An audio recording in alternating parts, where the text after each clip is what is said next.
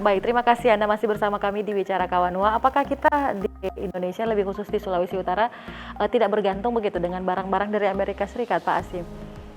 Iya, jadi kalau posisi impor kita terbesar itu dari Tiongkok, kemudian Australia untuk bahan-bahan dari mesin. Tiongkok ini lebih ke produk-produk kimia yang tadi kita ekspor kembali untuk ke negara-negara tujuan. Jadi secara umum sebenarnya neraca perdagangan kita dengan Amerika itu surplusnya cukup tinggi. Artinya lebih banyak kita mengekspor barang ke Amerika daripada kita mengimpor barang dari sana. Oke, baik. Berarti tidak perlu ada kepanikan begitu Pak ya, walau lihat di luar sana bergejolak. Jadi kita di sini cukup waspada jangka panjangnya begitu Pak Franky tadi dikatakan. Iya, benar ya dikatakan Pak Asim bahwa memang untuk hubungan kita dengan Amerika, neraca perdagangan kita memang surplus ya, artinya bahwa ekspor lebih besar dari impor. Dan memang tadi dikatakan bahwa inflasi yang terjadi di Amerika memang tidak perlu kita terlalu khawatirkan, kita tidak punya hubungan langsung gitu ya, tapi secara jangka panjang bisa saja itu terjadi, bisa saja karena kita tahu pola ekonomi itu kan bisa saja berinflasi di Amerika ada hubungannya dengan negara yang lain yang punya hubungan langsung dengan Sulawesi Utara.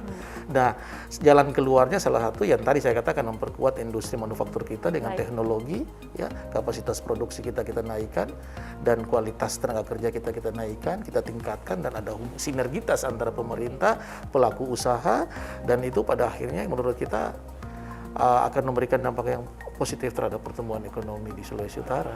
Oke, berarti minyak goreng yang sekarang ini lagi direbutkan begitu di pasaran dan juga solar yang agak susah dicari itu sama sekali nggak ada hubungannya dengan pergolakan ekonomi di luar sana, Pak Asim begitu? Iya, jadi kalau minyak goreng ini sebenarnya kan lebih ke panic buying saja. Jadi sebenarnya ketersediaan pasokannya cukup dan pemerintah sudah menjamin itu karena memang produksi CPO kita cukup stabil, cukup bagus.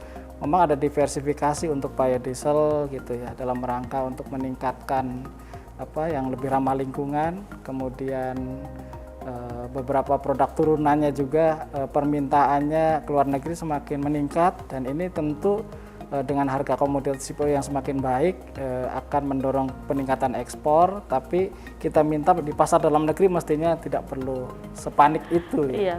Pak Franky, kalau melihat situasi ini bagaimana tanggapan? Soalnya kalau lihat di berita-berita bahkan itu orang-orang antrinya seperti di pasar untuk mendapatkan minyak goreng ini fenomenanya seperti apa sebenarnya?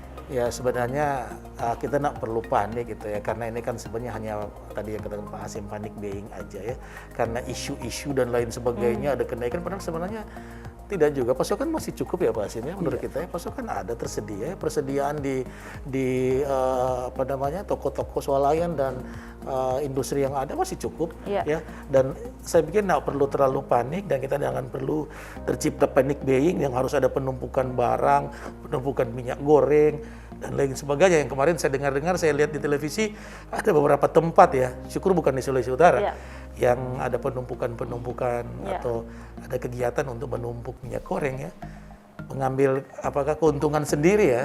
Saya pikir itu melakukan penimbunan. Penimbunan. Oke, baik. Berarti memang untuk masyarakat Sulawesi Utara sebenarnya tidak perlu terlalu khawatir begitu ya dengan pergolakan yang terjadi di luar sana karena kita masih sejauh ini masih aman begitu Pak ya. Nah, baik. Untuk sektor-sektor tadi yang kita sudah bahas, sektor pertanian, ada kopra, ada juga perikanan begitu Pak. Nah, kira-kira ada sektor-sektor pertanian apa lagi yang sebenarnya kita punya potensi yang baik untuk di Sulawesi Utara yang bisa dikembangkan Pak Franky?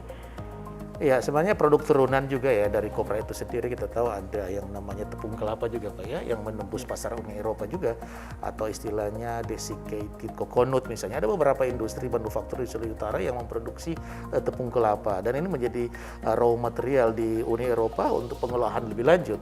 Nah, ini kita tingkatkan karena produk-produk turunan ini sebentar akan memberikan dampak positif terhadap industri tersebut dan tentunya akan berdampak pada neraca perdagangan di Sulawesi Utara ya dan akan menggenjot ekspor ya saya pikir dan mungkin turunan-turunan yang lain yang ya ujung-ujungnya juga untuk peningkatan pertumbuhan ekonomi di daerah. Oke, tepung kelapa maksudnya sudah ada yang Tepung kelapa mengelola salah jadi satu. tepung begitu di sini, Iya, Pak? jadi tepung kelapa Oke, itu baik. pengolahannya bahan baku dari batok kelapa, kemudian diolah jadi desiccated coconut, dan ini saya tahu permintaannya cukup besar ya dari Timur Tengah dan dari Uni Eropa, dan kita masih punya ya istilahnya masih punya market share yang cukup di sana, dan kita masih bisa menggenjot industri yang ada untuk full production di sini.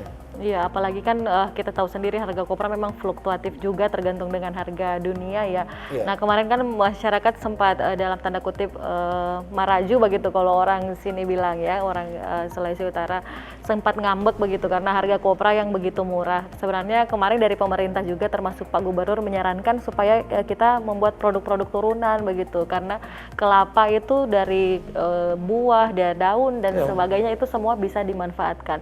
Tapi kalau melihat budaya petani yang ada di Sulawesi Utara, apakah mungkin butuh pelatihan yang lebih lagi atau memang butuh edukasi atau seperti apa supaya memang tahu bahwa oh kita punya kelapa nggak harus jadi kopra saja, sebenarnya ada turunan-turunan yang lain yang begitu bagus, apalagi punya pasar yang lumayan potensial di luar negeri, Pak Franky.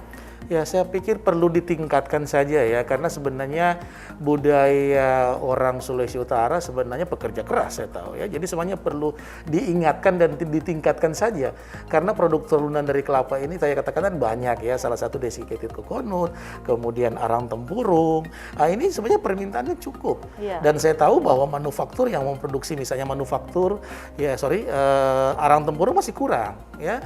Dan kemarin beberapa kali pemerintah masuk ke BUMDes yang ada di desa-desa, salah satu yang menjadi produk undulannya sebenarnya arang tempurung.